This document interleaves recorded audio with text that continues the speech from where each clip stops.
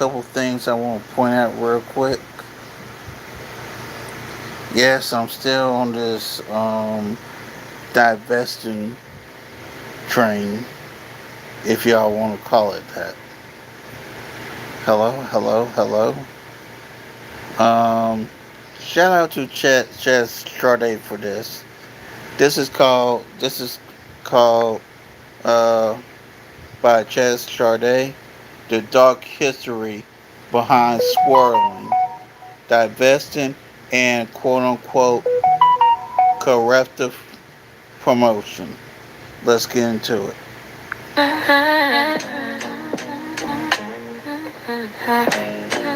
Yeah, step into my live stream. Welcome to the show. I'm crispy the catfish and high value glow. I preach level up and girls get paid. But behind the scenes, I'm crying in the shade. I drag it.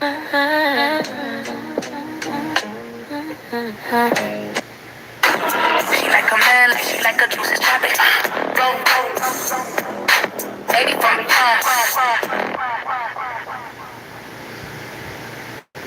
What's going on, everybody? What is going on? Happy Thursday. Happy Thursday. Shout out to all you guys. I got my lip gloss over here. Shout out to all you guys who are joining me on CP time.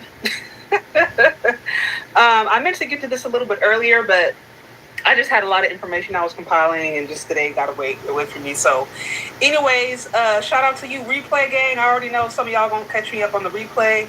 Shout out to those of you guys who are here live. Like, share, subscribe on the way in. Y'all know the drill. And today we're going to go over a lot of information. I wanted to do a follow-up of the video that I posted earlier this week. That post was actually a replay. It was a snippet from a larger live I did, I think about 2.5, 3 years ago. And I had been meaning to follow up from that particular live stream because I thought there was a lot more pertinent information that I wanted to put out there that I just think we need to know in order to navigate a lot of the propaganda going on today. So, so again, like, share, subscribe. We're going to go over a lot of information today. If I get enough support, once I'm done going over the information, I will open up the call lines for anybody who has questions or just any things that they want to add. Okay, so bear with me real quick. I'm going to do this thing real quickly, and then we're going to go right into the presentation because we're going to have a little bit of a history lesson today, guys. We're going to go over a little bit of history, but again, I think this is really, really important in light of what we're seeing today, just in media, what we're seeing in pop culture, and I think a lot of the messages that are going around today, I think, are just they're ahistorical, or I think there's just a lot of missing pieces. People don't understand their history. Black Americans sometimes don't understand their history. Sometimes Black folks, period, are just given a lot of misinformation. So I'm hoping to kind of clear up some of that today, and then give you guys context and just backdrop. So now, when you guys are running into a lot of this propaganda or a lot of these misandrous messages, sometimes even this misogynist messages, as it relates to Black women, Black men, you guys know where they're coming from, and then you know how to navigate. So, anyways, I'm gonna put this up real quick, and then we're gonna go right into the presentation. So, bear with me. I just want to set my goal. I like setting goals once I learned how to do that. So, again, guys, like, share, subscribe. Thank you guys so much for bearing with me on CP time. I didn't mean it, but sometimes just things happen. Why is this? Sorry, guys. I'm having some technical issues here. Okay, I want to start my goal.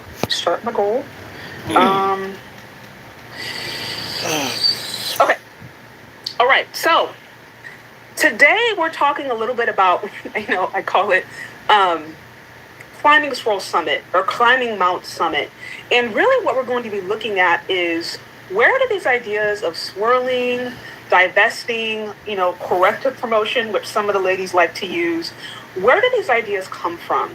And what's often told, I think, and is actually what's misunderstood, is ladies think that this is some new phenomenon that's really only transpired over the last, 15, 20 years since the advent of social media. But in fact, these ideas around swirling, around divesting, around corrective promotion, these ideas around Black women needing to level up their life, Black women needing to expand their options to non-white or just to non-Black men in order to improve their social status, to improve their monetary status, to improve their life. These are actually century-long traditions that have been practiced in Black culture for quite some time. And that's what I think is one of the most detrimental and one of the most largest misconceptions around these concepts. There's a new framing and there's new terminology to practices that have been going on literally for centuries. So that's what we're going to break down a little bit down today. And then I want to talk specifically about what have been the implications of these political movements. Okay, so I'm going to pull up this document real quick. Again, guys, like, share, subscribe. If you haven't already, get your shirt if it's not Jermaine's fault. I'm rocking mine today. Grab your shirt, grab your, this is also available in a hoodie. I have it available in a gray hoodie. I think one of you guys asked. I do have this available in like a gray hoodie. Also, like, I think it's black. Like, there's multiple colors. So you can get this in your size, in your color. You can get it in a t-shirt. You can get it in, hoodie, and then like I said, I also have a different design of this. It's not Jermaine's fault, where it's just literally, it doesn't have this picture, it literally just has the words. And I also have a cap for those of you guys who are interested. Okay, shameless plug. This was my workout. This was my walk shirt, and this is about to be my workout shirt today. After this, I'm going to work out. You guys, you can hold me to it. Yes. So grab your copy, and now I want to let's go right into the presentation. This was what was taking me a little longer than I anticipated. I had a lot of information I just wanted to compile, and instead of me throwing it together, I was like, let me present this information in a way that is going to be succinct. So if I can pull it up. If it lets me do it now. Sorry, guys. Bear with me. It's not that one. Let me see where to go. Oops. Sorry. I need to put this thing on Do Not Disturb. Why is it acting? Sorry, guys. Now it's acting weird. I got this to work right before I went live. This is what happens. Struggle streaming, because you get things to work right before you go live, and then as soon as you go live, things want to act all funny style. So bear with me, folks. I'm just trying to bring up the presentation so I can actually share with you guys what I put together. If it wants to come up. Did I close it? Is that what happened? Struggle streaming already. Okay. Hey, what's going on? Good to see you. Good to see you. Like, share, subscribe on the way in. Y'all know the drill. I'm trying to bring up my screen. Okay, there it is. Sorry, it was my thing was tripping. Okay. So today we're talking a little bit about climbing Mount Swirl, right?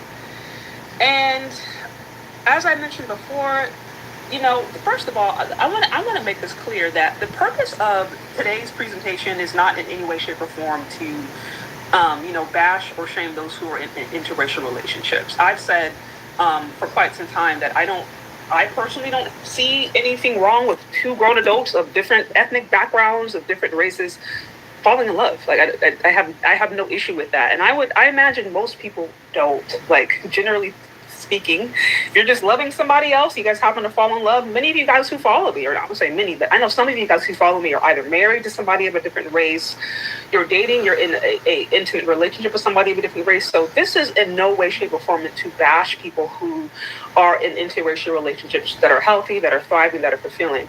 I do, however, want to provide historical context to again, where a lot of these ideas are coming from that are propaganda, and the way in which interracial relationships have been propagandized to promote ideas that I believe are actually very detrimental to the Black community, sometimes are very misandrist, and sometimes can also be misogynist as well. So that is what I want to tease out specifically today. Okay.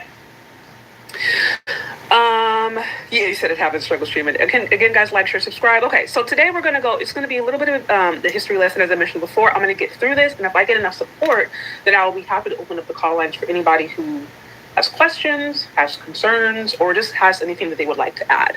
But today's going to be a bit of a history lesson, so bear with me. So today we're going to talk, again, a little bit about, I call it climbing Swirl Summit, or climbing Mount Swirl, okay?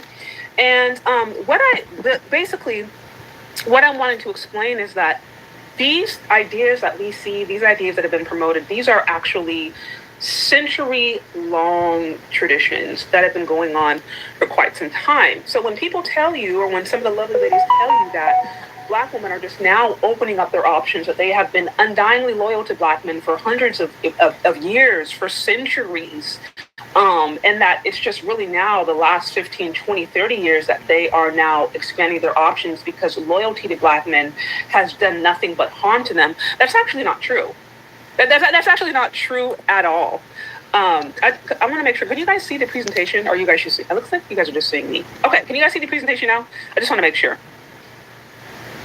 Because I think you guys are just seeing me. I was trying to show you guys a presentation. So, anyways, when they tell you that, I want you to know that they're not telling you the truth. It's not true.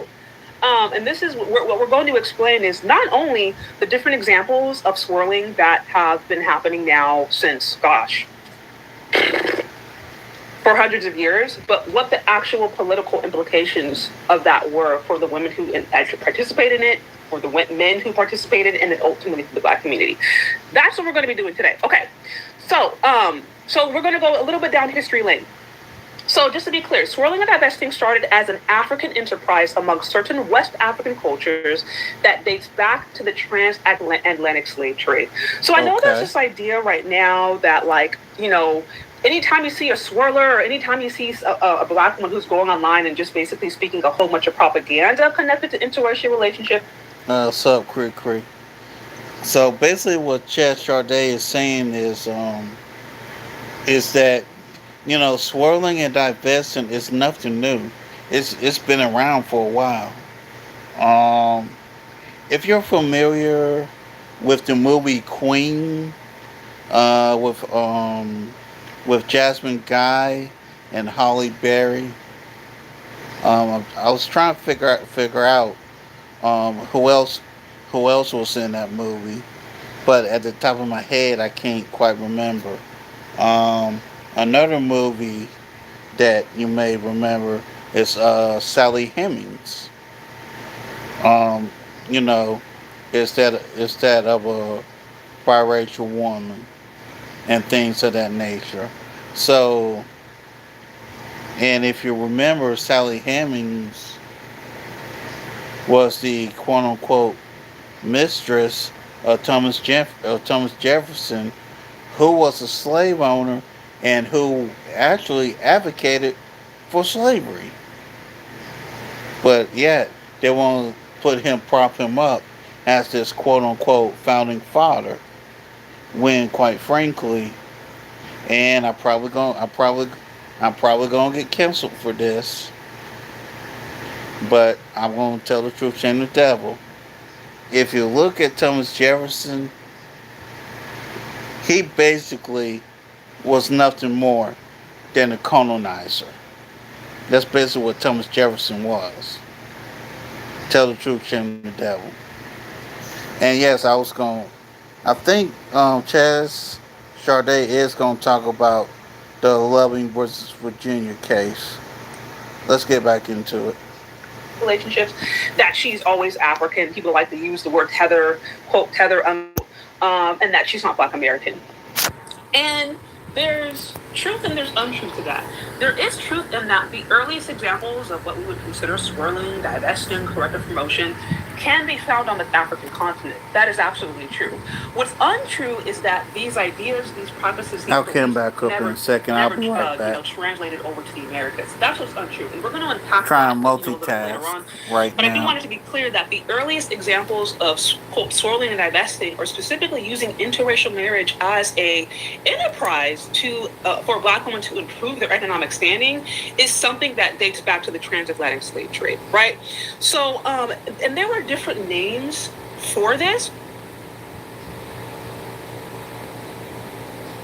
Basically, it was where European settlers entered into marriage with West African women to help them gain access to the African coast and its resources. So basically what happened is these there was these European settlers. They would come over to the African coast, and oftentimes these Europeans, they didn't understand the culture. They could not handle the climate. They would get sick. They would get they ultimately did not know how to navigate those tropical terrains because it was not common to them. So what would happen is they would enter into these marriages with some of the different local women, and those local women would actually help navigate them or integrate them into the culture. So it says intermarriage with local Africans provided these European men safety from climate fever. Again, this is a common sickness that a lot of European men would experience when they would try to go over to Africa into an area they were not familiar with.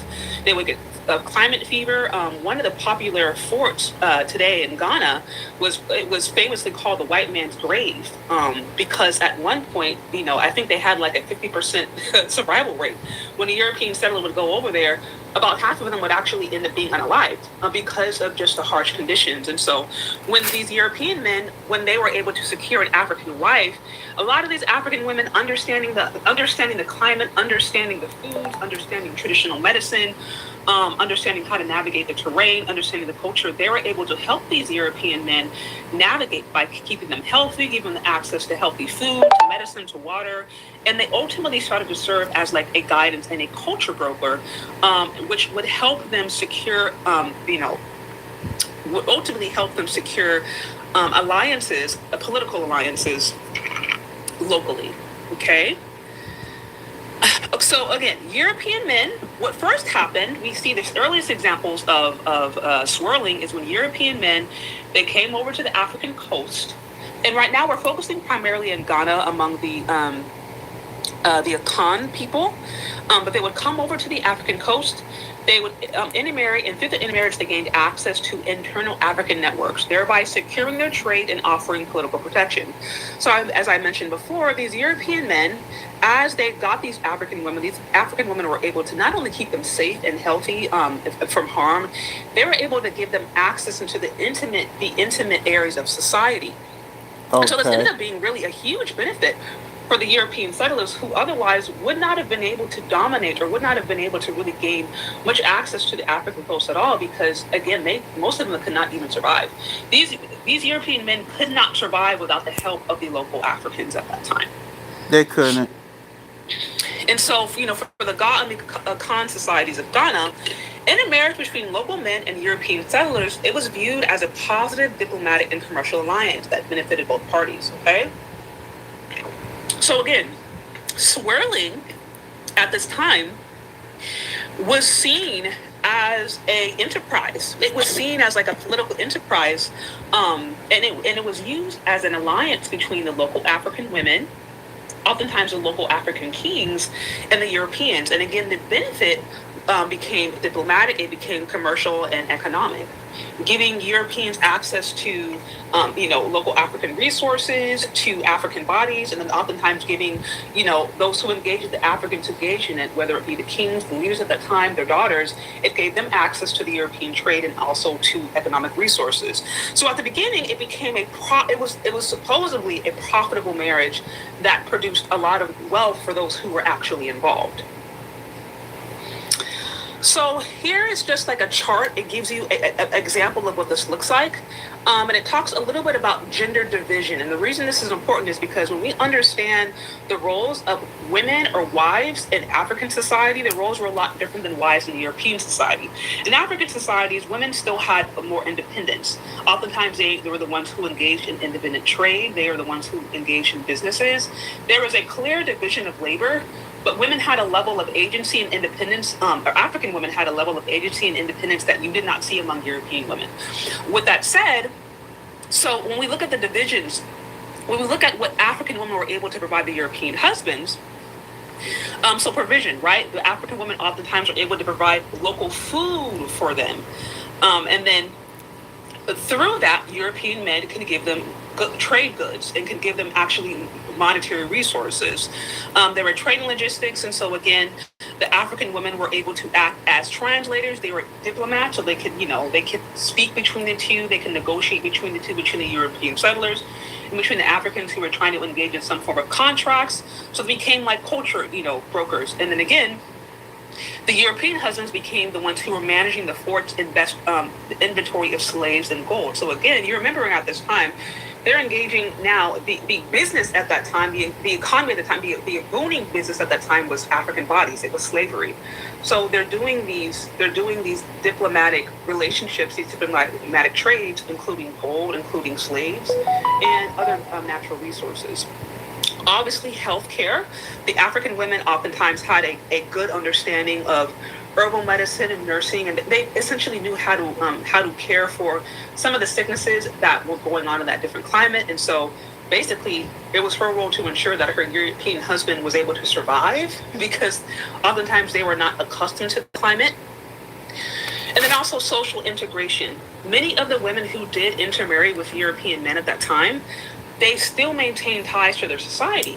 And so, again, through that sense, they acted as a culture broker, and they helped the Europeans become integrated, or at least gain a foothold into the society, while also still maintaining their familial ties, right? And so this is, again, what this relationship oftentimes looked like. Okay, It started I'm back, off. y'all. It started off supposedly. It was supposed to start off supposedly as something that was mutually beneficial between the Africans who engaged in it and then the Europeans who engaged with it. Mm-hmm. So again, what I'm saying is, like, this was what we would consider swirling divesting, even corrective promotion.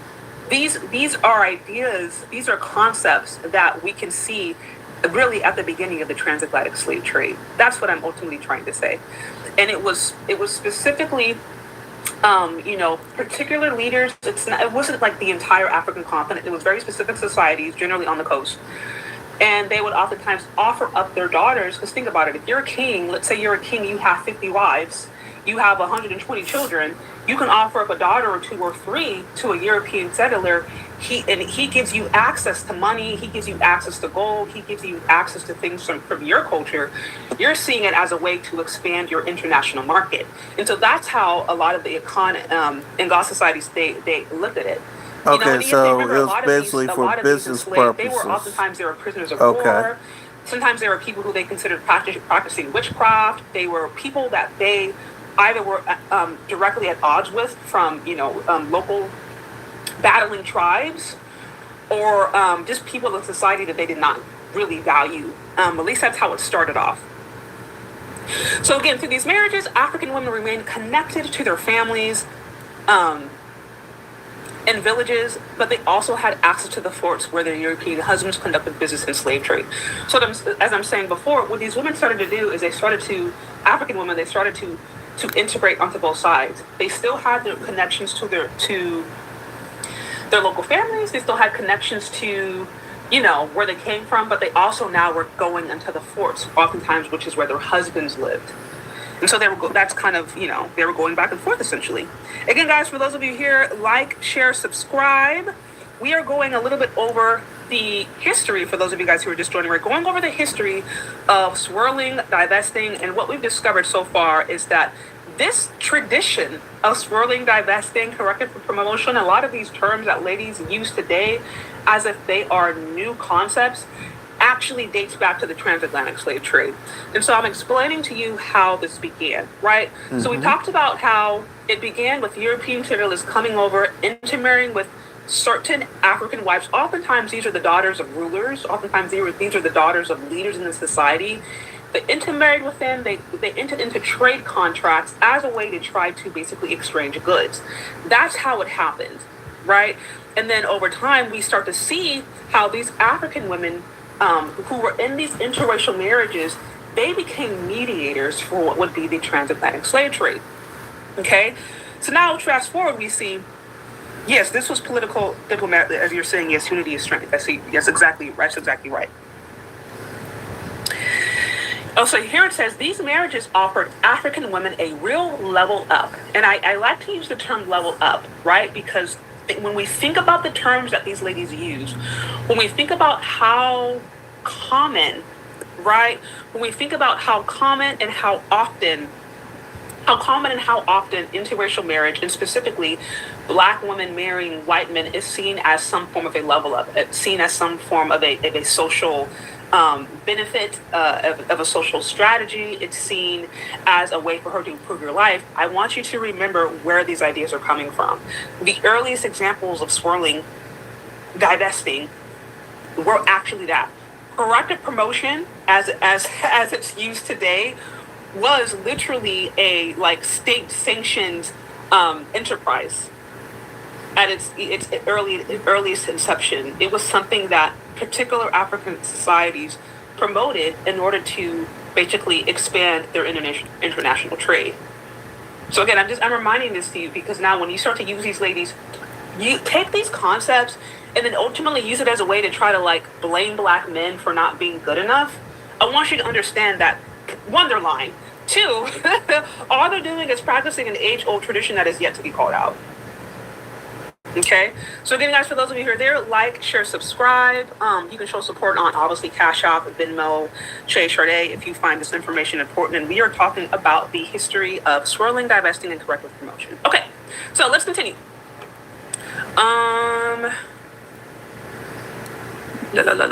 Okay, just wanted to. Okay, so these marriages offered African women a real level up, again, by giving them and their children direct access to wealth coming from the thriving African slave trade.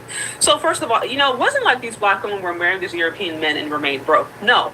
Oftentimes these marriages, it created a lot of wealth for the women who were actually able to do it. And, it was not uncommon. It was not uncommon for women to enter into these marriages with the European men and then the European men to leave and never return. That happened. That was not uncommon. But even in an instance where, a woman would enter through marriage, which was ultimately was like a political, alliance.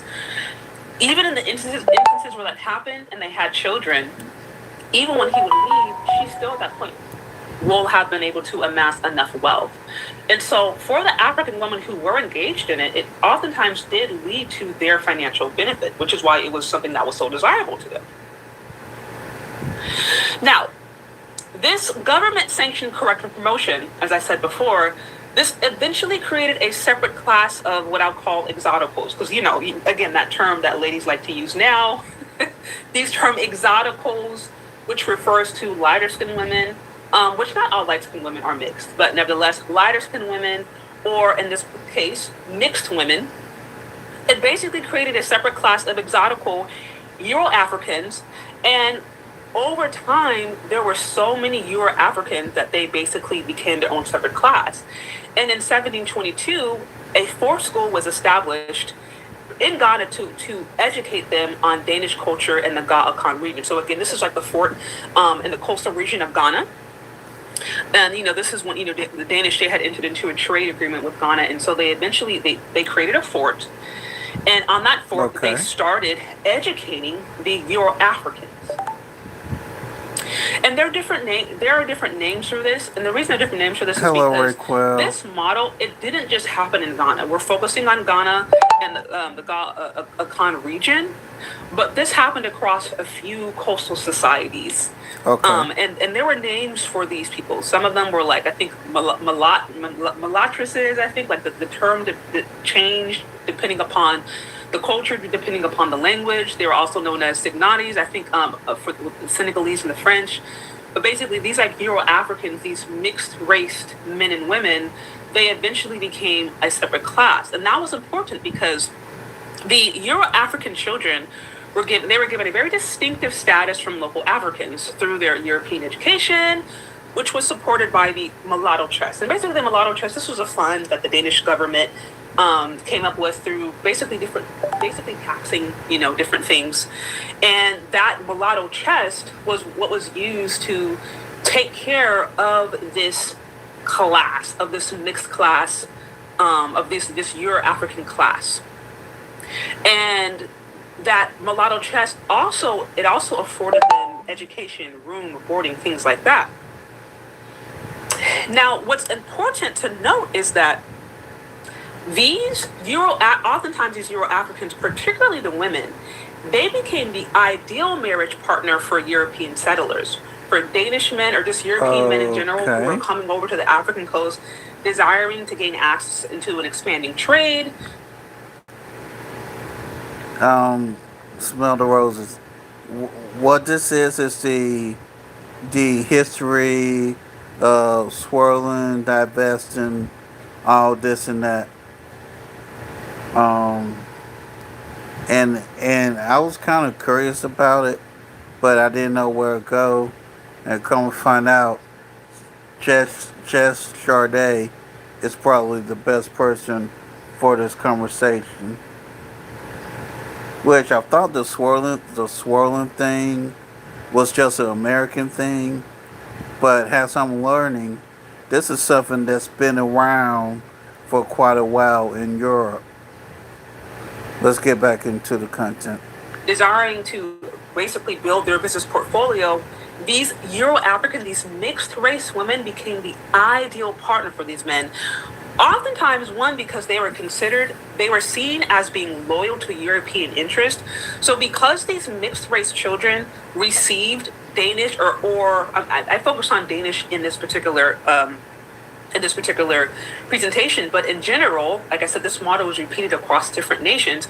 Because these mixed race children received European education, they were seen as being more loyal to the European interest, but they still possessed the local knowledge that oftentimes came from their mothers. Because remember, yes, these children, they may grow up on the fort, or they may live a lot of the time on the European forts, but they still had mothers who were African, who were very much connected to their family. And so they would go back to their families, in their villages, in their towns, in their areas. They understood the culture, they understood the terrain, and so they gained an intimate understanding of both sides. And that was something that the Europeans really desired, because they knew that they had unique access to the local culture, to the local way of life, that the Europeans depended upon in order to be able to survive in that climate.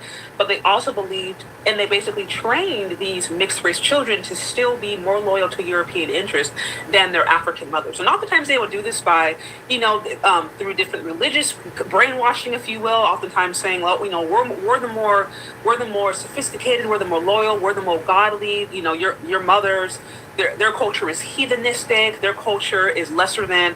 And so oftentimes the European education, it created this divide in which it taught the children to oftentimes, or told the children to feel more honored and respected, and to feel more closely aligned with the European ancestry than their African. And again, that was a way to basically keep them loyal, to try to make sure that they were loyal to their European interest so that they could ultimately use them. And here are just a few examples, right, of these intermarriages. An early one. This is a daughter of a leader who married, I think his name is Franz Boy, in the early 1700s. And what this marriage did between the daughter of an African leader and a European settler was basically the African leader was able to receive monthly payments from, his daughter's marriage. And so again, you had African rulers, you had African men at the time who would oftentimes, they would promise their daughters, they would offer their daughters up to the European settlers as a trade agreement in order to get money, resources, whatever. And these women engaged in these marriages also were able to benefit financially. You had another example, I'm probably butchering her name, I think Achu, but I'm probably butchering her name, but she married 3 different men in exchange for diplomatic ties, right? And so there were 3 different marriages she had with European men, but like I said, obviously we already know what those marriages meant. It meant economic access, it meant money or whatever. And even though at one point she was accused of adultery, the adultery was ultimately litigated through African means, through African cultural means, and that alliance, I think, was ended. She divorced, but nevertheless, that was a popular example of a woman who married 3 different European men and was able to benefit from the slave trade.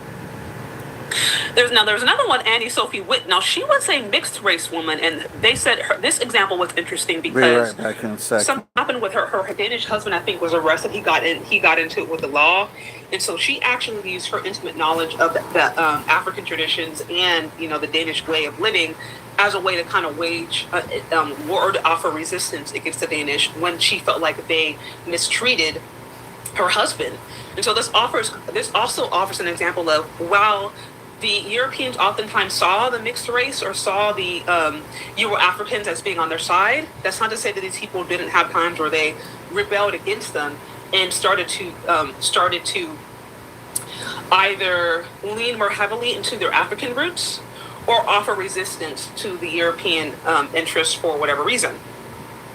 And another one, you have an example of, this is a wealthy Euro-African woman named, I think, Lenny Kuberg. She again married a leader, and while he eventually died, she continued to engage in independent trade at that time. And as I mentioned before, African women were already engaging in independent trade even before the Europeans came over. They existed in a society where they already had the freedom to operate their own businesses, things like that.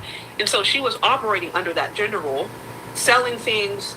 And even after her European husband passed, she was still able to basically be a successful slave trader, trade other things, and she lived very wealthy. She lived very wealthy in her particular region. Okay, guys, so real quick, for those of you who are there, like, share, subscribe. Get those likes up. I see 113. Let's see how many I see watching right here. I see 113 watching, and I see 89 likes. So get those likes up for sure. And then let's go on a quick break. I want to get those likes up. And then once I get those likes up, then we can go on to the next part, okay? So, like, share, subscribe, guys. Get the likes up.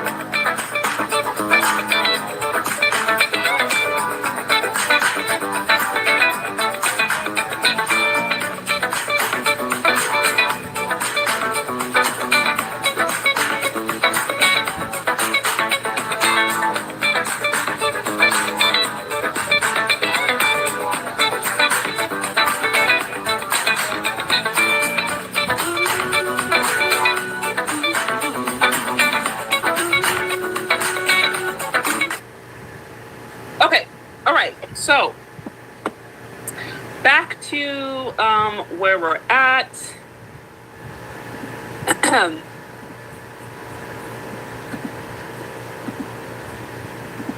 Okay. So, we're at the part, right, where, we're going over essentially how the earliest examples of what is now called swirling, divesting, corrective promotion is actually a centuries-long tradition. I gave you guys a few different examples. Those of you guys who are asking for sources can search it out yourself, or if you want to join my Patreon and members only, I'll be happy to do so. But I've given you enough information. If you want specific sources, I am happy to do those. I'm happy to do so for my members. Otherwise, you can Google. You can easily Google or research some of the sources that I'm providing directly in this. Providing directly in this presentation.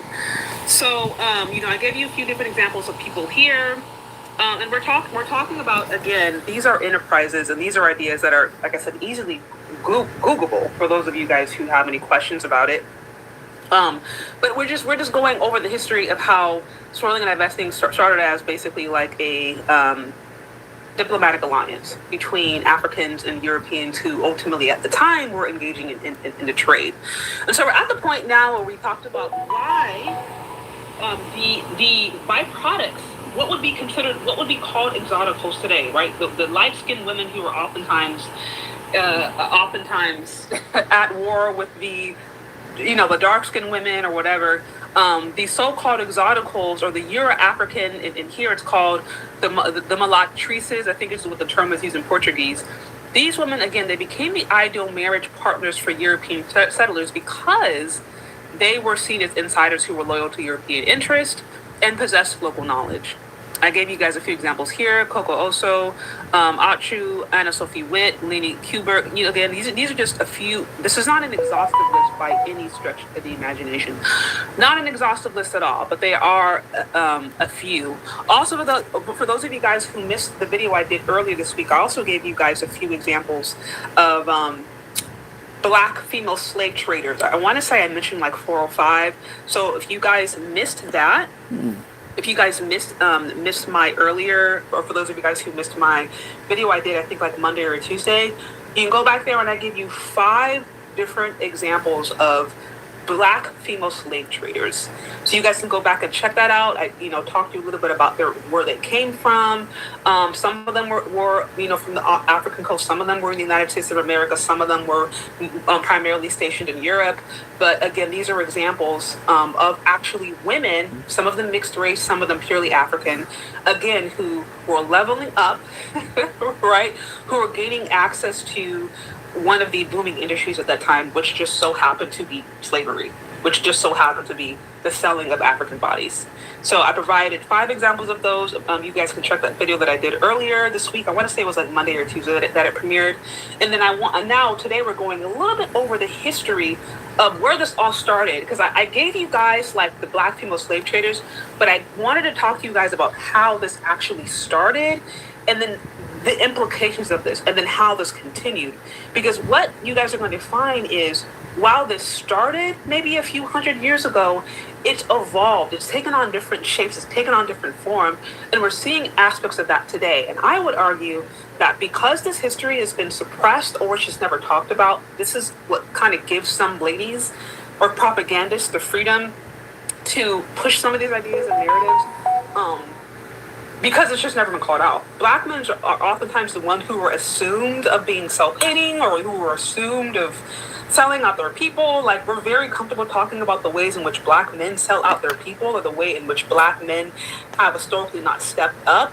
But there has not been a history, or there just hasn't been comfort with addressing the ways in which women, Black women, African women in particular, were crucial. Because as I mentioned before, European the slave trade, the transatlantic slave trade, would not have even. Yeah, it is shameful, Raquel. It is shameful. But I think what it was also, in a sense, the whole situation itself is messed up. But I think some of it was self-preservation, and what I mean is, it. What I mean is that either you trade your neighbor, or they gonna come and get you. It's basically what I'm saying. Now, let me make it clear. I do not agree with it. But unfortunately, according to Chaz, this unfortunately what happened. Unfortunately, I mean it's chapped up, but it is what it is. Been able to succeed without the alliances and without the support of the mediators, which at that time were African women. If African women were not there making sure that their European husbands were able to survive in the tropical climate, if they weren't giving them food, if they weren't giving them water, if they weren't keeping them healthy, doing traditional medicine, if they were not integrating them into their societies, if they were not acting as diplomats, translating, doing different things to help their husbands at that time engage in business in their cultures, the transatlantic slave trade, as we know it, would not have been able to thrive, because these Europeans did not have the ability at the time to actively live in these tropical climates. Like I said, the fort in the coastal region of Ghana, they had this fort where it was like, at one time it was called the white man's grave, because there was like a 50% survival rate for a lot of the European men who came over, because the climate for them was so it was so volatile. They didn't it was abnormal to them. So they relied upon African women to keep them safe. That's what I'm saying. When we understand how crucial and how essential African women and Black women's role was in basically engaging in the transatlantic slave trade, and then ultimately other industries that would ultimately destroy the Black community, then we wouldn't be so quick to display everything on Black men. We would look at things collectively for what they are, and understand that it's a lot more nuanced than that. Okay. So, real quick, I want to acknowledge these. It says, regardless of Black women, we're still seen as property. Yeah, well, and we're gonna get to that. We're gonna get to that, because we're not exactly in the position where we're talking about, slavery. Now, when we talk Listen and don't watch Raquel. Please and thank you. Listen but don't watch. Thank you. Talk about slavery and obviously the American context and race at that time has really been I think legalized. You're absolutely right. But earlier on, when we're talking about these women engaging in diplomatic ties and marriages with these European men, I don't think we could say that they had no agency. Yes, oftentimes they were connected to their fathers and they were connected to their leaders at that time. But women had a level of agency in things, like I said, that European women did not have. So when we're talking about free African women at that time specifically engaging in marriages so that they could gain access to the trade at that time, that's different than now enslaved women in America who didn't really have a choice. So yeah, so I understand what you're saying, but the context is a bit different. Here it says, came doing to show some support for erosion and black women that have been supporting us as black men against these adversities in the past weeks. Thank you so much. Shout out to you for the 18th letter. I really, really appreciate it. I really appreciate it. I know you've been a loyal supporter for some time now, so thank you. And you've been helpful. You give me a lot of details about things in the space before I was even here. So I really appreciate your support. Here says it's crazy how us as black men are used as scapegoats for disingenuous women who just want to assimilate into the dominant white society. Yes, and that's why I think these conversations are important. As I mentioned before, the purpose of this conversation, it's in no way, shape, or form to undermine those who are really happy or healthy or fulfilling interracial relationships. I think most people don't really have a problem with that. But I wanted to specifically address the propaganda that is oftentimes used with interracial relationships and the way Yeah. that is used. And that's my issue with these divestors. It's the ones, you know, teaching, the self hate, the propaganda, and all that mess. Me personally, I'm not getting, date who you want. But when you're sitting here, like the lady who just passed away, the Ashley Janae. There's her past tweets of her, you know, spewing out venom towards black men. That's my issue with it. And not only that, there was another guy. Os the last name of the guy was Osborne, and the young lady he was with was a Caucasian, and there were tweets of him and his cousin, excuse me, talking sh you know what about black women. That's the problem that I have. Date who you want, but don't sit there and try to downgrade, your own race or another race. Yeah, don't do that. Don't be sitting there trying to downgrade a person just based on their skin color. That's just to me. That's just you. That's just you. Being slow as hell. Just being slow and ignorant it, ignorant. Excuse me. There we go. Let's get back into this. Propaganda that is oftentimes used with interracial relationships and the way that is used to promote misandry, anti-black Talk misandry, about it, and Chaz. also Come the way in on. which I think it's used to promote very destructive messages about the black community that just Come aren't on, completely true. Chaz. So that's the whole purpose of this live. So again, thank you guys. Like and subscribe if you like what's going on. Of course, you know the drill. You can also show support in Cash App or Venmo Shay Sade. And as always, I will be sure to acknowledge all super chats. So thank you guys so much for those of you who are showing some love and sub.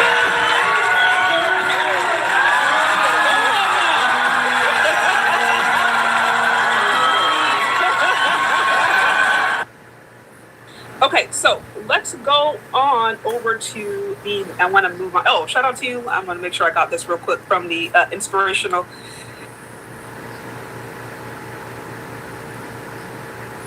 Of the racial hierarchy. Exactly. That's exactly what I'm saying. Right now, we're here to just dispel some myths. That's what this is all about. We're here to dispel some myths, and we're also here to dispel this idea that Black women have never had any culpability or never have had any hand in undermining the Black community. That is just completely and totally untrue. So this is a really uncomfortable history. But I think if Black women today knew that the so-called swirling and divesting that they promote as a level up was directly connected to the enslavement of their ancestors, they might be less inclined to talk about it as a level up. Like, they might just talk about it more. There might be different framing. Like, again, if you knew that the historical implications of swirling and divesting meant the enslavement of like entire groups of people, and ultimately the destruction of like much of the African continent, you wouldn't be so quick to promote all this propaganda about it. You might be a little more humble, or just more realistic, or you might not like look at interracial relationships as like some I don't know, as like some cure-all to your life. You might look at it for what it is, and then just look at people honestly.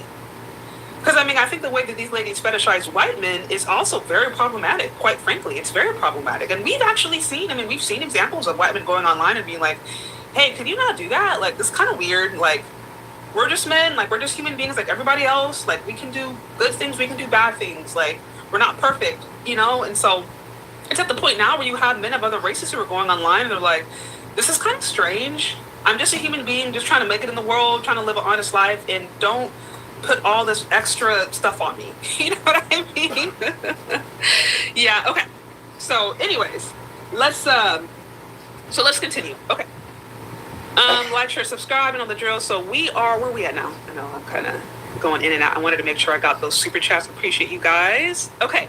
So now we are back to, as I mentioned before, what the so-called I use the term in this particular source. I'm referencing Daughters of the Trade for much of this, the book, The Daughters of the Trade. You're African women. Sometimes they were called the mulattresses. Again, I think that's a term in Portuguese. In some sources, I want to say it was like Senegal. I want to say it was. They were called the Signatis or the Signaros or whatever. But basically, these were the byproducts of these interracial marriages, oftentimes the men and the women. And as I said before, particularly the women became seen as desirable.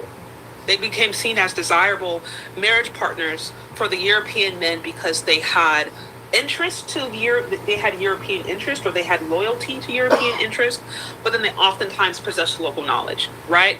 So now, and I gave you guys a few examples for those of you guys who are just joining now. These are just few examples if you want to Google, if you want to look up, or like I said, much of this can also be found in the book, The Daughters of the Trade. If you guys want the full references, you can join my Patreon or my members only. Okay, here. So Euro-Africans distinguish themselves from Africans by the material access to European goods. So as I mentioned before, what happened is after some time, because you have to remember this Kasare institution, were basically this institution where you had African women who were engaging in diplomatic ties through European men through marriage. This created basically a separate class of Euro-Africans, of mixed race people. And so there were enough of those people for them to start to have their own separate education. I talked about, the separate education that they were taking care of through this thing called the mulatto chest. This was specifically in the Ghana, the Akan area. This is the coastal region of Ghana. But there was also a separate education from the local Africans, whatever. And what started to happen is over time, these mixed race people, these mixed race men and women, they started to distinguish themselves from the Africans. And they oftentimes did this through the material access that they had, right? So the things that the material access they had, such as the homes that they were able to get, the kinds of furniture, the kinds of just goods but they started to distinguish themselves from the Africans, from the people of their mothers, by their material gain. And this signaled to the rest of society that they were specifically a part of the slave trading class. So what's important to note is that the byproducts of the European men and the African women was a slave trading class. And this slave trading class was primarily mixed race women and men. And the reason this is very important to understand is because this trend, it also continued into the Americas, and I'm going to talk about that a little bit. But oftentimes, when you look at the small percentage of the black slave traders, because I wanted to be clear that while we're focusing on black slave traders, they still ultimately were a smaller percentage. But nevertheless, when you look at them, you'll notice that many of them are mixed, and they oftentimes had a European paternal ancestry. They oftentimes had European paternal ancestry, meaning their dad was white, their mom was black. And that's for a very specific reason. So again, these Euro-Africans, these mixed race people, they started distinguishing themselves from the local Africans, basically through the money, through the different wealth that they were able to flaunt. Most notably, they would wear keys around their neck.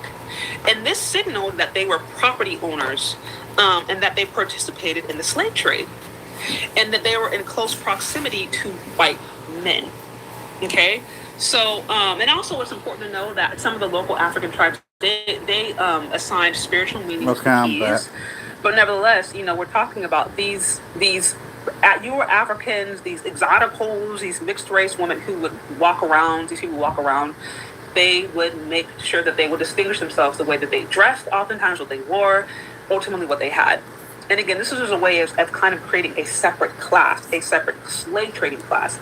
And this would also signal to the rest of society that they were not of the enslaved, or that they were not basically capable of being of the enslaved, because they were a whole separate class, right? Now, it's important to note, when these alliances first started early on, when these alliances first started earlier on, race as we know it, it wasn't formalized like the way it is today. It wasn't formalized and institutionalized.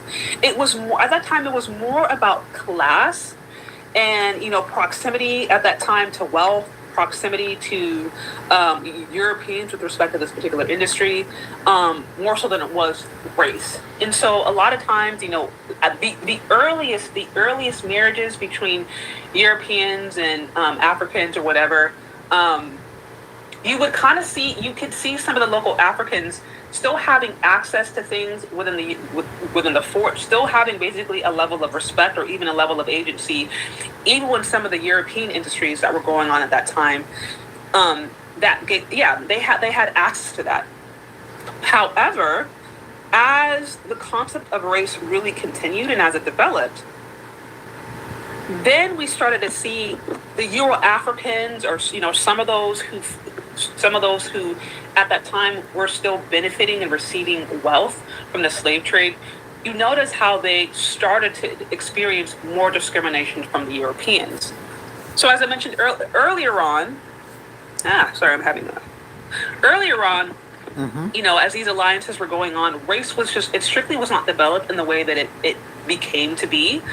And so they had a little bit more freedom, and arguably they maybe had a little bit more respect. But as racism became more formalized, it became more legalized globally, that created a little bit of a dilemma, if you will, for the Euro-Africans. And it got to the point to where, although that they were oftentimes able to amass wealth, because as I mentioned, this class of mixed breed, exotical, the slave trading class, because I wanted to be clear that the byproduct of these white men and black women were basically a slave trading class. That's essentially what they were for. This slave trading class, while they were able to amass wealth, and enjoy it to a certain extent within their African regions, they faced restrictions in the European societies. So it got to where little things. Like there was an example of a mixed race man who went to Europe. I think he went to Europe where his father was from. He was shipped there, and he just wasn't able. He wasn't able to have, I think, certain jobs, certain educations. Like he was limited in what he could experience. Although he had money, he had the wealth. It wasn't an issue of him being able to afford it, but it was because he was he had African blood that they did not give him access to those things. And this continued. So I just wanted to talk about that because you see this not only this continuation, but then you start to see these themes like as they grow and as these relationships continue, it starts to create this class, like I said, who become slave traders, but then in a certain extent they also become a lot more marginalized.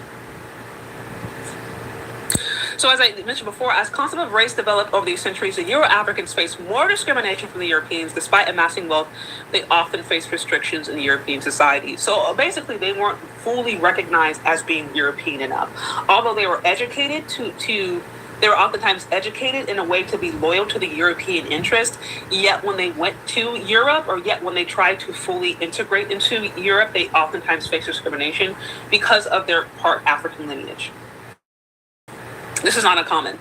So and again, I'm referring to, in this particular instance, I'm referring to the Danish. Obviously, we know that the slave trade was officially abolished at different times in different countries. Yeah. But it says the official abolishment of the Danish slave trade in 1803 signaled the decline of the Gasara institution. And again, the Gasara institution, that refers to interracial marriages that happened in the Akan and the Ga region, the coast of Ghana. The coastal region of Ghana, and it was primarily between Danish settlers who came over and then the local African women at that time. But after it was officially abolished, basically like the interest around slavery shifted. There was no longer really a need for a marriage alliance, and the interracial marriage, that the benefits that it had previously provided European men, it just wasn't as necessary anymore. Partially because it was at that time, made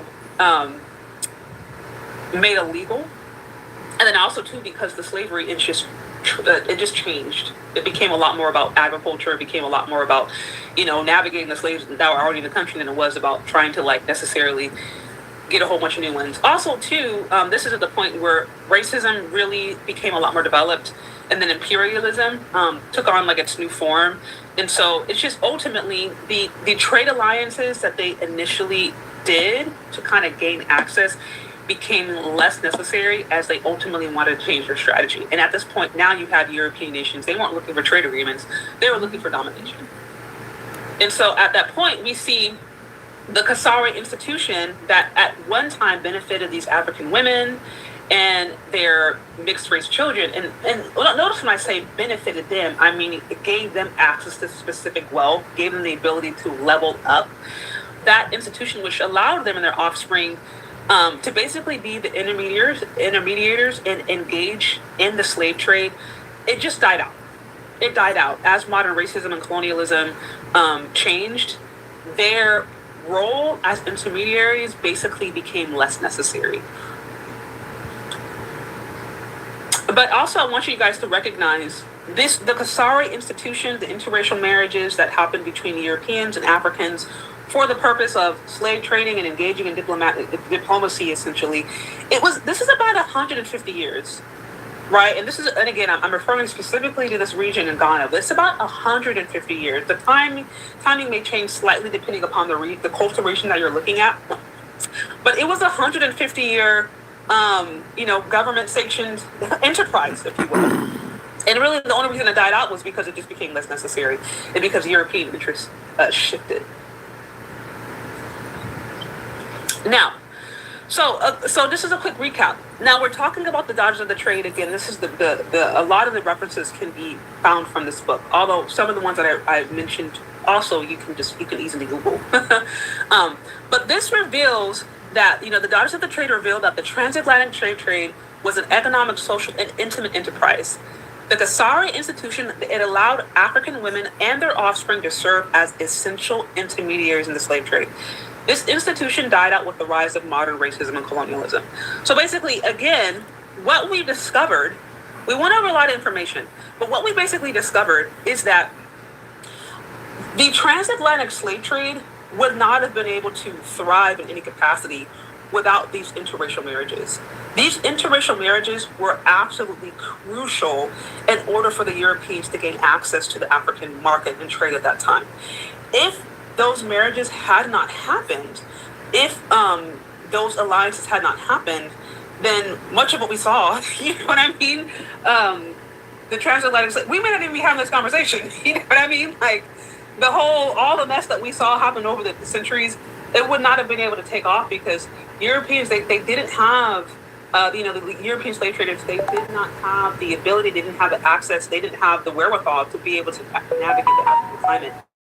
They depended upon these marriages early on as the transatlantic slave trade was taking off. They depended upon these marriages and to be able to navigate, to be able to navigate the land and to be able to navigate their trade. And then, as I mentioned before, after decades upon decades of those unions happening, they created children who helped instigate the slave trade. We talked about how these mixed race children were given specific education, they were given specific access to trades, to materials, to goods.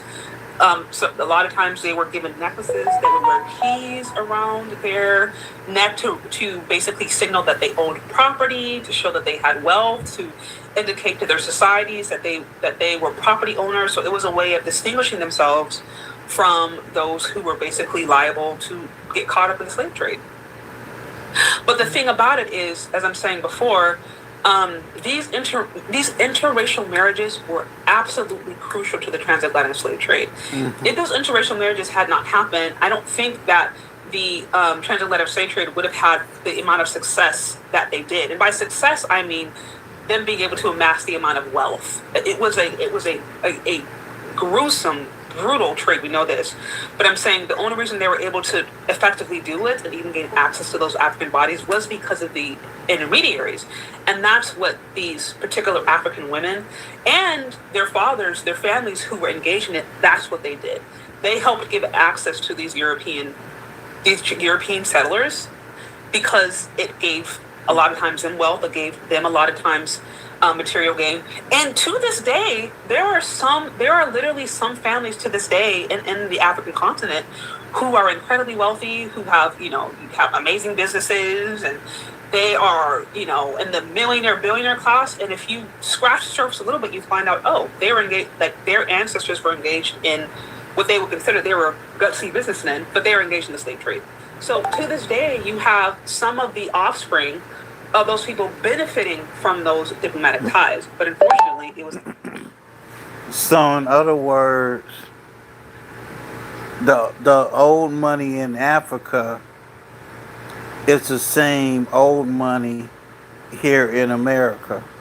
Cause here in America, you know how people say old money, new money? The old money in America was built off of the slave trade. Wall Street itself was built off of the slave trade. Wells Fargo, JP Morgan Chase, Bank of America, all built off of the slave trade. Wall Street, believe it or not, started out as a slave market. You don't believe me? Google it. At the expense of millions of African people. You know what I mean? So, you guys hit the like button. Yeah, I see that. Hit the like button, like, share, subscribe. Y'all know the drill. Okay. And if you guys find this useful, hit the Cash App. Then make sure to know about Cash Apps and Super Chats. Y'all know the drill. Okay, so moving on to a few other things, because I wanted to just give you guys a quick backdrop. I did the live, or not live, I did like the premiere earlier this week where I just basically gave you guys a few, I think it was like 4 or 5 examples of Black females. Wait a minute. I've heard rumors about State Farm, but I never knew that was true or not. If State Farm or Farmers Insurance had something to do with slave trade too. I knew Farmers Insurance was livestock, but I wasn't sure if they were involved with slave trade too, because I heard rumors of some of the insurance companies were also involved in the slave trade as well. I might need to look into that. Black female slave traders. Again, this is very uncomfortable to talk about. It's not a fun history, but it is history nonetheless. So I gave you guys a few examples earlier this week. You can guys check my video I posted. I think it was like Monday or Tuesday. I gave you specific names and gave you guys just a really brief history of what they did. But I wanted to give you guys a little bit more history and a little bit more context because that's really important in understanding how that even came to be. So what we just talked about is how the concept of swirling, divesting, corrective promotion, were at basically some point, these were like government sanctioned enterprises where Europeans and Africans entered into a trade. And the trade agreement was interracial marriage. And that is how the slave trade was able to really become profitable. Now what I want to look at specifically is how this translated over to Black America and what this means today. Because my argument is that because, first of all, this history is not really taught, it's not really known, nevertheless, the impacts are felt today. But I think the lack of awareness and the ignorance around it can create room for a lot of propaganda to spread. And that's what I ultimately, in trying to dispel. So now we're going to talk a little bit about how this actually, we're going to talk a little bit about how this translates into Black America. And I mentioned, some of you guys talking about the Arabs. I want to be clear, this is by no means an exhaustive history. I focus specifically on like the, in Ghana, the coastal regions of Ghana, but this is by no means a extensive history. I'm just providing. I'm not surprised, Raquel. I am not surprised. Trends, because while the history is slightly different in different regions, you will see a consistent trend, a consistent model that they were able to use to basically cause this thing to, become successful in the way that it did. Okay. Again, thank you. Like, share, subscribe. I want to make sure I got. Okay. So now we're going over real briefly into the swirling, divesting, and correct promotion in Black America. So that's what I want to talk about. Here we go. That's what I want to talk a little bit about now. Okay, so how did this all translate into Black America? As I mentioned before, there is this idea that anytime you see a woman specifically who's going online and just saying really egregious, like dumb things about Black men, or she's basically propagandizing interracial relationships, there's this common belief that, she must be an African, quote, tether, unquote, right? I hear this all the time. And as I mentioned before, it is true that the earliest examples of divesting and all that stuff, the earliest examples of that can be seen on the African continent, absolutely. But it didn't stop there. Like, we can't pretend like there aren't also like long-term historical examples of this on the American continent, in the Black American culture. And so that's what I want to talk a little bit about today as well, because again, I think it can be really easy to just blame, the worst and all this treacherous Keisha behaviors, I'll put it, on like, quote, African tethers, unquote. It's easy to do that, but I'm like, that's actually just not true. And then I think, there's a few problems with that, because the first thing that does is, one, it actually gaslights Black men who have actually experienced this kind of stuff. It does. Black American women. It does. I'm not even going to lie. Follow me. Some of you guys are listening to me who have ran into Black American women who have these beliefs, who have said it, who have done kind of crazy stuff. So it completely gaslights Black Americans out of their own experience when they ran into this. And then it also, in my opinion, can allow certain ideas, certain beliefs to be able to just be perpetuated without ever being unchecked. Because if we say, this is something that only happens over there, then you're not even aware of it. You're not even like calling it out. You're not even addressing it when you see it happening in your own culture. And that just gives it the ability to just grow and proliferate and multiply without any pushback. And I think that's actually what's happened. So that's why I wanted to talk about the origins of it, but now I want to talk specifically about what this looks like and how this happened, in the Black American context. Okay. Okay. So now we're going to go over to the second part. So we'll talk about swirling, divesting, corrective promotion in Black America. So, I kind of already see some of you guys talking about this in the comment section, but it's very clear, white men have had access to Black women since the beginning of the plantation in America. Much of it was forced. And I do want to be very clear. You have to remember, like, when Black people came over, for them, pretty much they came over as the enslaved class. They were not even legally classified as humans. And so were there sexual interactions going on between white men and Black women? Absolutely. I mean, you had people who came over as breeders, and their entire role of the plantation was just to produce a labor force. So this absolutely happened.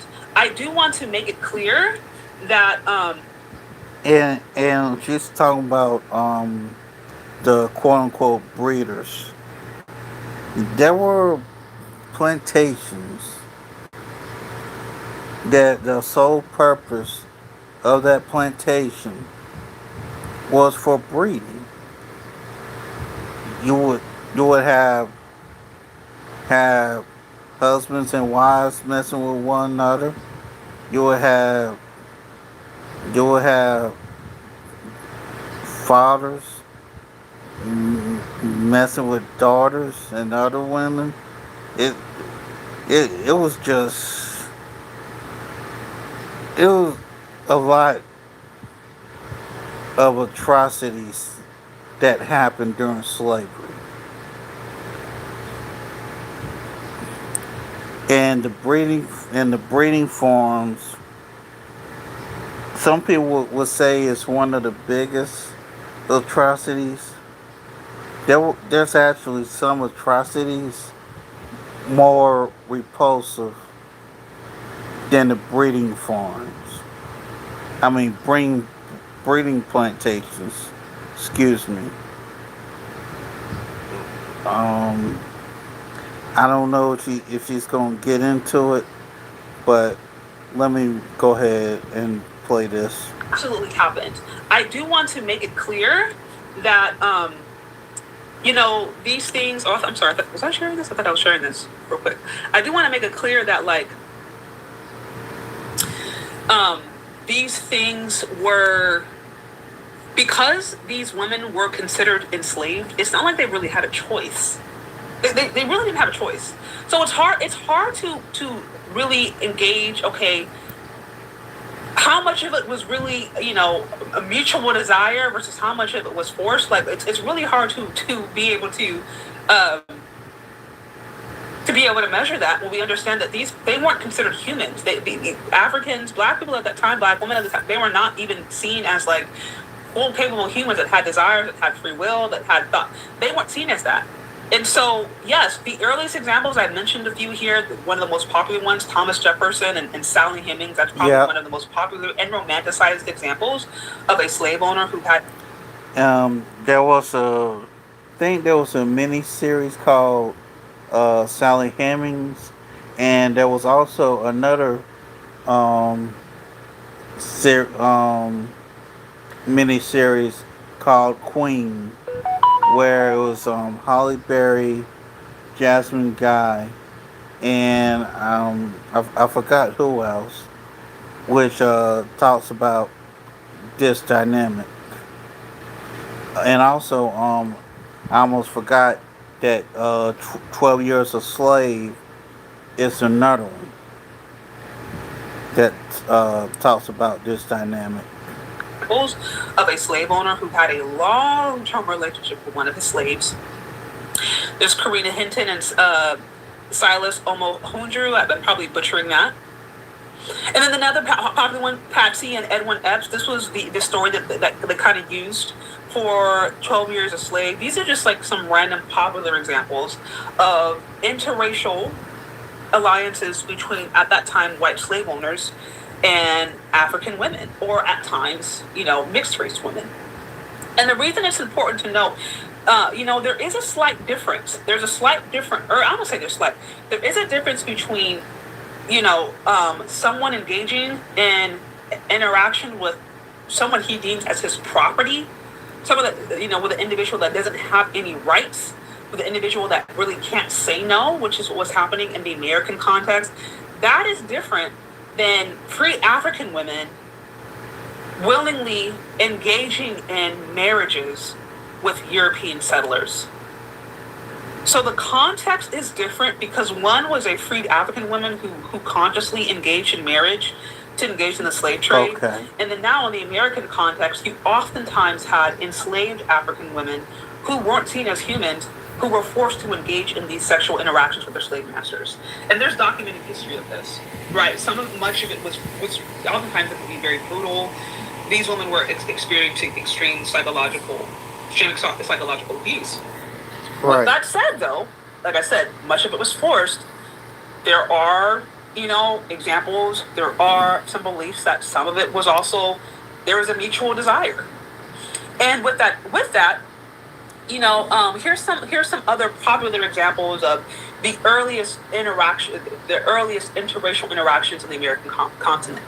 They called it like the secret balls. They were called fancy maids, octoroon, quadroon balls, right? So again, these were kind of like popular ideas, but basically oftentimes these were mixed race women.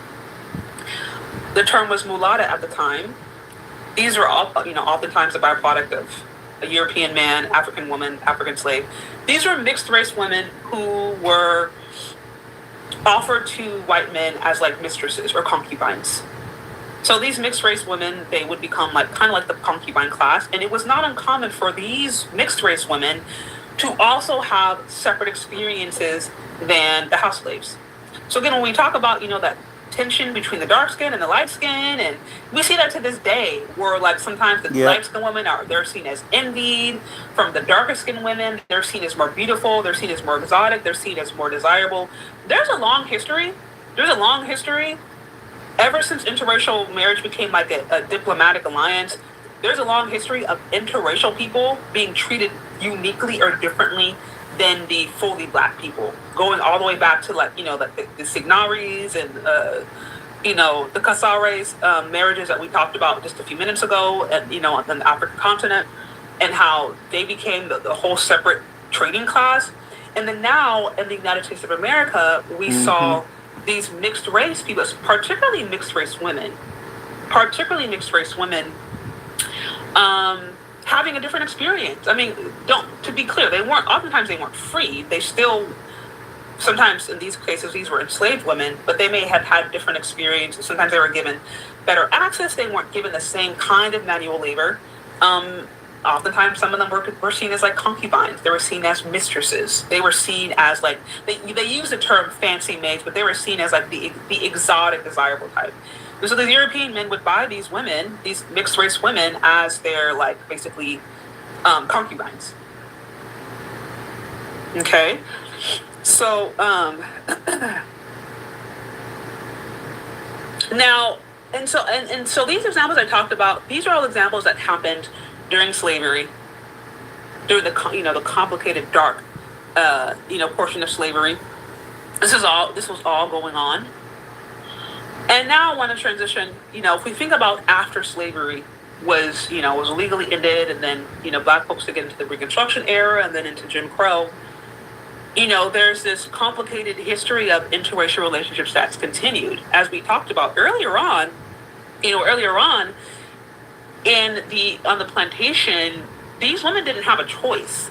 So it's really hard to be able to gauge how many of them enjoyed it when they weren't considered humans. These were slaves who were engaging in interaction with the slave masters, whether they wanted to or not. And like I said, there are memoirs of this. There's documented history of this, and many of them were traumatized and did not engage in it. But with that said, when you have examples, okay, the Reconstruction era and Jim Crow, you still have these interracial relationships continue. So African American sociologist E. Franklin Fraser, he noted in one of his books that notable Klansmen would have romantic relationships with black mistresses while engaged in the Klan. Right? So put another way, this is he's one of the most probably one of the most prolific African American sociologists, and he found that there were Klansmen, like open white supremacists who had black side pieces, who had black mistresses. Now, we're past slavery at this point. There's supposed to be an era where black people are free. Now, of course, we know there's Jim Crow. There's still a lot of racial terrorism that black folks are going through. So I'm not going to lie about that. But nevertheless, we're talking about what's going on in the Reconstruction era, what's going on in the Jim Crow, what's going on there. There was still some interracial alliances. Yes, it was common for African American women to be forced on. That was common. But he's talking about mistresses. Mistresses is a lot different than somebody was forced upon you as an African American woman. There's nothing you can really do. That's a little bit different. So he noted that what he found was that these were white Klansmen who had black mistresses. Okay, let me see.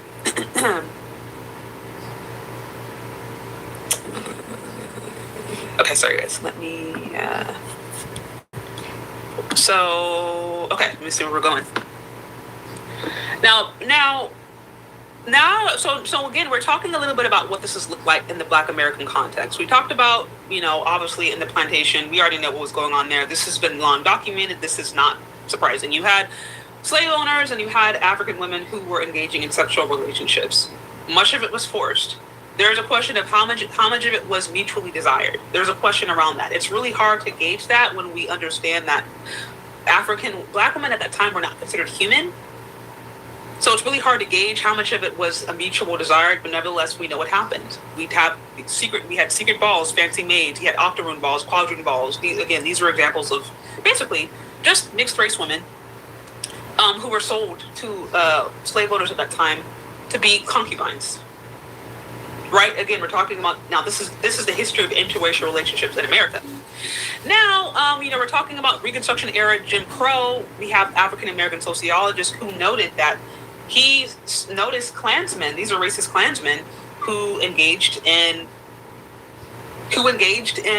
romantic relationships with black mistresses. Now, here I mentioned the Pulaski riot. This is a dispute that rose between a black store owner, Calvin Carter, and a white store owner, Calvin LeBerth owner. This dispute, it actually ended up creating a race riot. But what happened was the white store owner, LeBerth, he attacked the black store owner after rumors were made that he and his friends threatened his black mistress. So basically, the way that you guys can look this up, the Pulaski riot, basically what happened was the white store owner had a black mistress. Apparently, there was a black store owner that for some reason, we don't know why, but for some reason, him and his friends threatened the black mistress of this white Klansman. So when this white Klansman found out that his black mistress was threatened, he went and, he attacked the black store owner. So that's called the Pulaski riot. You can Google this right now and look it up. Like I said, I'm just providing you guys examples. And again, these are by no means, this is not an exhaustive list. These are just examples, and these are some trends like some of y'all can search out. He said, I remember this. Okay, yeah, so you're familiar with this. Yeah. Here it says, my thanks for your efforts, even if I'm an you said an apostate, I don't know what you mean, but thank you. Thank you for the 5, I appreciate it. Yeah, never going over a lot of history, but again, yeah, I think it's important to get this information out there, just to have it out there. I mean, you may or may not listen to it. You may or may not agree. I mean, I'm providing the facts, and then y'all can do with it what you want. But I do appreciate their support. But again, so I wanted to show you guys this example, going back to the Black American context. Now we're just talking specifically about Reconstruction era, Jim Crow. Again, this is a decades long period of Black American history, but just kind of giving you a sense of what was going on here. And we have African American sociologist E. Franklin Frazier. He noted that, again, notable Klansmen had romantic relationships with black mistresses while engaged in the Klan. And I mentioned the Pulaski riot, which again was started by a white Klansman who had a black mistress.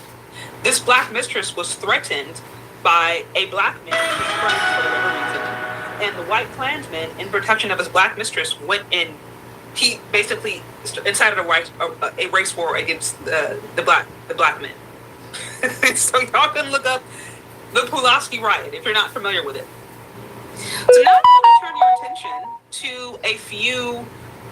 I want to turn your attention to some Black American female thought leaders. Again, this is not an exhaustive list by any stretch of the imagination. This is not a full, thorough list.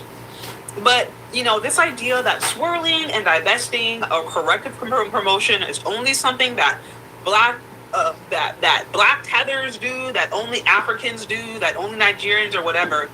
Unfortunately, it's not really consistent with Black American history. Because as I just showed you, this is a Black American, one of the most popular Black American sociologists telling you that he noted sexual interactions between Klansmen and Black American women. See, some of these Klansmen had mistresses. Some of y'all saw this. We've literally seen examples of this today in modern era. We've seen examples of this today, like people who are openly promoting white supremacy, and then you find out they have like mixed kids and a black wife, and you're like, wow, that was a plot twist I was not expecting. So he noticed this trend back in his era. I gave you just one example, the Pulaski riot. Now, here are some. These are well-respected, prominent Black female thought leaders, just celebrities. Some of them are deeply involved in civil rights movement, in Black liberation. And again, I'm not here to hate on them because all of them are respected. All these people are respected from Black men and Black women by and large. We have Dorothy Dandridge, widely respected. We have Lena Horne. You got Maya Angelou, Nina Simone, Eartha Kitt. Like these are well-loved Black female thought leaders, particularly among Black feminists and Black men. Note the amount of white partners. Note how many of them have white partners, white husbands. And as I mentioned before, this is not an exhaustive list. This is by no means an exhaustive list. Note how many of them have not black husbands, have white husbands. These are Black female thought leaders engaged in civil rights, engaged in Black liberation, engaged in. Note how many of them have white husbands. That's all I'm saying. So can we really say that swirling and divesting, that this is a new phenomenon, that Black American women have always been loyal, that they've never, ever, there's never been a history of them consistently engaging in interracial interactions, whether it be forced or whether it be consensual?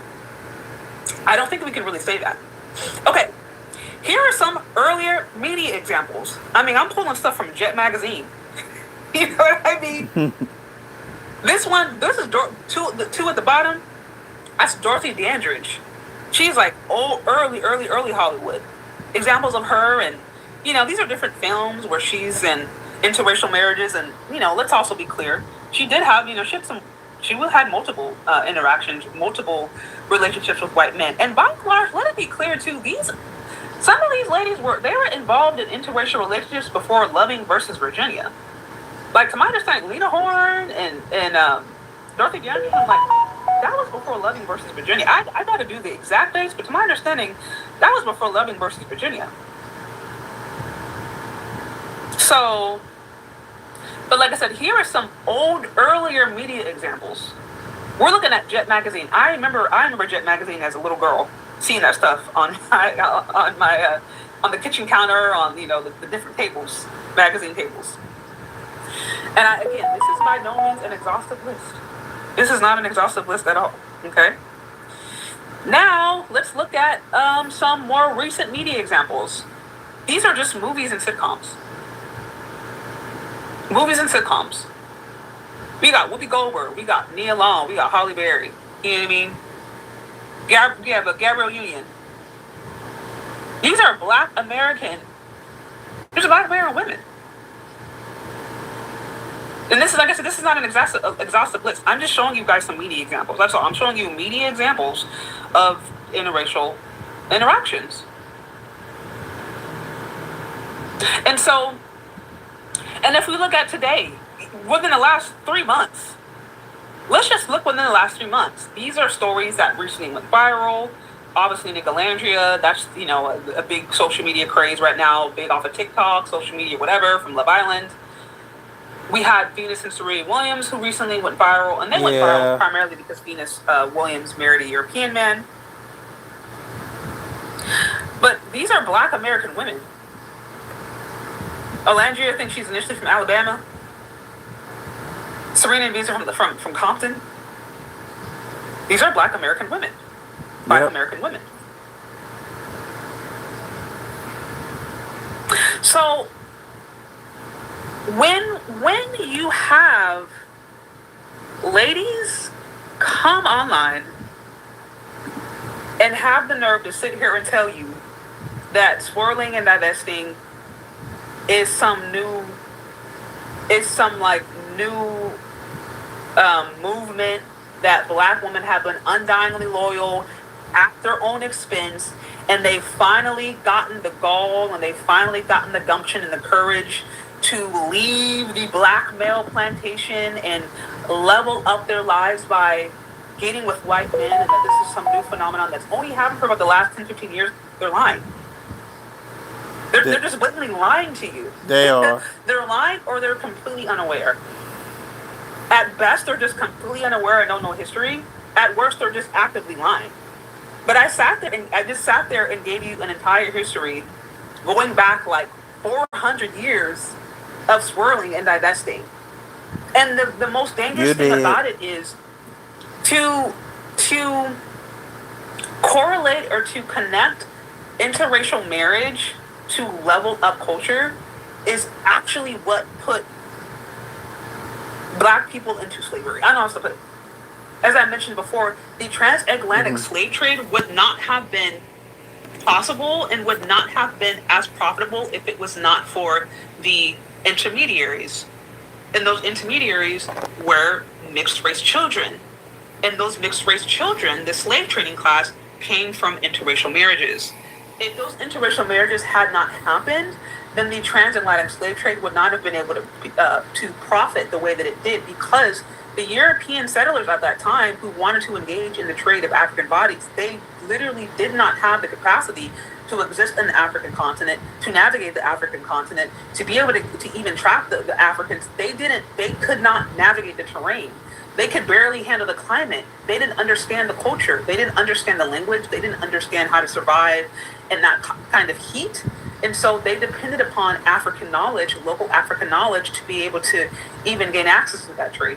And that happened through collaboration. So the earliest examples of leveling up, the corrective promotion, where you had government sanctions of corrective promotion through interracial marriage, literally ended in the enslavement of millions of Black folks. That's what it produced. So this is what I'm saying. Like, when you just see people like go around and they promote these ideas, they're actually very dangerous to me and just kind of dumb, because I'm like, bro, you don't know history. And it hasn't really turned out too well. Like, if we just look at history, Black women using interracial marriage, or using white men specifically, Black women using white men specifically as a level up, has not ended well. It literally led to the enslavement of Black folks and the decimation of like multiple African countries. Yeah. That completely destroyed so many African societies in the long term. Now, what it did do is it gave specific African women and their offspring, it did give them certain material benefits, and that's the thing about it. Some people were so willing to do it because they got the material benefits. I mean, in the example I shared earlier this week, you had an African woman who came over to she came over to the United States, and she toured African plantation, like she toured plantations in America. Like, she went around and toured plantations. She was considered a freed African woman because she was engaged in the slave trade. But she came over to the United States of America and she toured the antebellum South, these plantations. So, like, certain women, because they were able to gain wealth, they didn't really care. It didn't really matter to them. And like I said, to this day, the descendants of some of those people actually have material wealth. Like, they're very wealthy. If you scratch the surface a little bit and see where their wealth came from in their family, their intergenerational wealth, you'll see that it's connected to, the slave trade. So for them personally, it benefited, and financially, but it came at the expense of their community. And as I mentioned before, a lot of their children now were kind of put in precarious situations. They were in their own separate class. Some of the children, some of the mixed race children, as I mentioned before, they were able to amass wealth, but then when they went and tried to integrate into Europe, when they went and tried to integrate into white societies, they were not seen as the same. They faced discrimination. And even in America, we talked about the octoroon balls, we talked about the quadroon balls. Sometimes they were called fancy maids. These are mixed race women specifically who were seen as oftentimes they were like a concubine class, and so they may have had slightly more access to the benefits of that time, the material wealth of that time, but they still were never fully recognized. They were never on the same level of white women. They were at best, they were like a mistress class. So, this isn't really fun to talk about. Like, it's not popular. This isn't gonna be like, oh yeah, I'm gonna get, this isn't a thing that people raise funding for, or spend a whole bunch of different money. It's like, yeah, it's not. These are not one of these topics that have people like wanting to open up their pocketbook and support you. Women don't want to hear this. There's even black men out here who don't necessarily want to hear this. This isn't a popular, fun thing to say. But like, if you don't talk about it, then people get to go online and just lie and just say stuff that don't make no sense. And they just get to go online and just lie and just make up stuff. And that's what's been going on. And as I mentioned before, I think partially the reason why there's been such propaganda that's been able to grow the way that it has is because there isn't an understanding of history. There isn't an understanding of what these political alliances actually meant. And they weren't really anything good for black folks collectively. They weren't. Now, I'm not saying that, like I said before, I'm not here to necessarily tear down or bash those who are in happy, fulfilling interracial relationships. I see nothing wrong with that. But I think we have to be honest about what that actually meant as far as a political strategy. That was not an effective political strategy. That completely destroyed black communities. And to this day, you have many who are still trying to get their bearings, quite frankly. And African women were key in that. Yeah, there were African men who collaborated. They allowed it. You had African leaders who they actually promised their daughters, allowed their daughters. They were fully engaged in it because they were getting dowries. They were getting benefits from their daughters engaging in these marriages. But these African women themselves, free African women, by the way, also were benefiting from these alliances. But they didn't produce anything good. Shout out to you, Drake. It says you're describing Meghan Markle and Rhonda Rousey. That actually might be, that would actually be, because that's probably would be the closest modern day example, right? You have Meghan Markle, who she married. I mean, I think he's now. I don't even think he's considered a prince now. I think they removed the royal. Yeah, she married lineage. Prince Harry. But at the time, she married, the prince.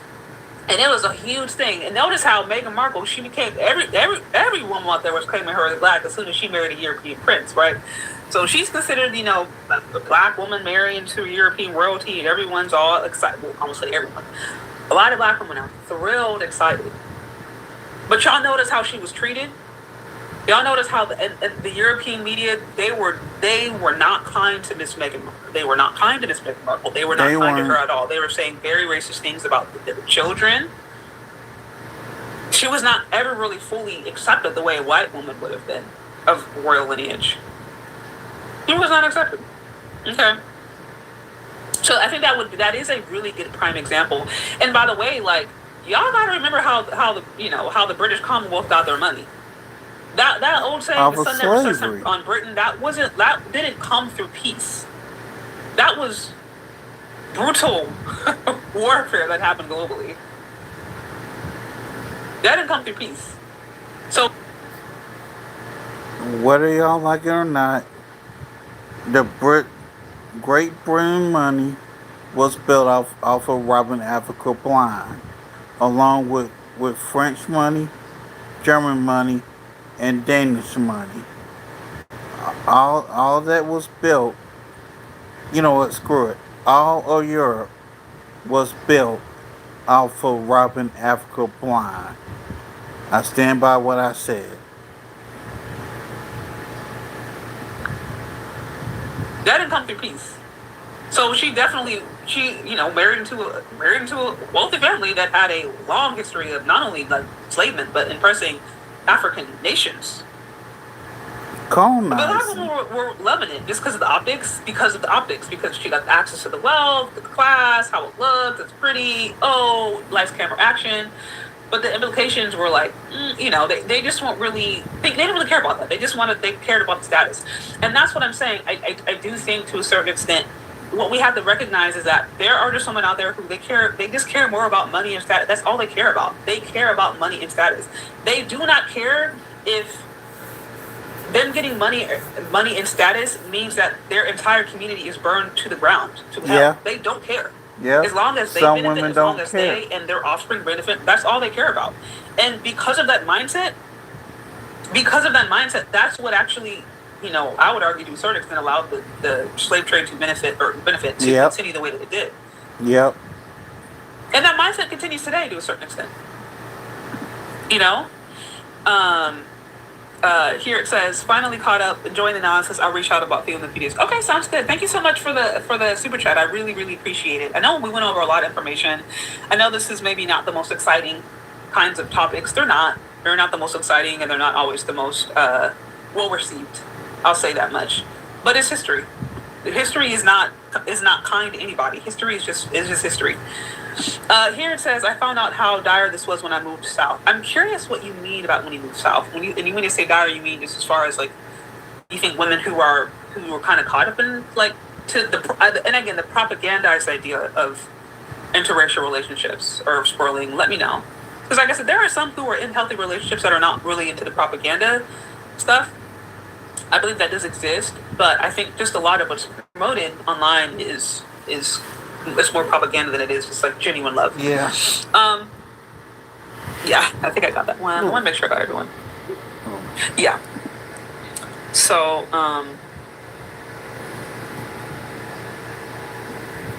I'm not as familiar with Ronda Rousey.